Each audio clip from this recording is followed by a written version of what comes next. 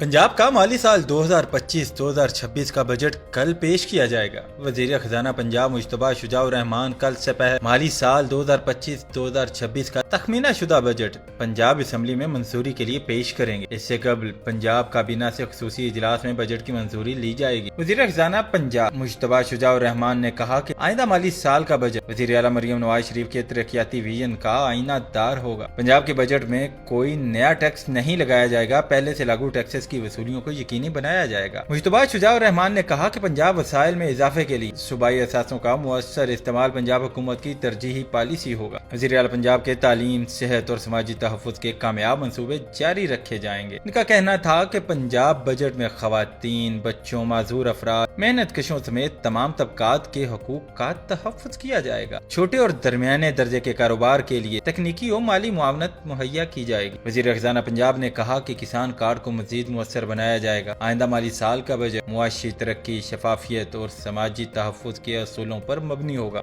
Budget में तरक्याती कामों को तरजीह दी जाएगी। मुश्तबा शुजाउर रहमान का मजीद कहना था कि पंजाब के पसमानदा अजला खुसूसन जनूबी पंजाब पर खुसूसी तवज्जो दी जाएगी। पंजाब का आइंदा बजट भी अवाम दोस्त बजट होगा।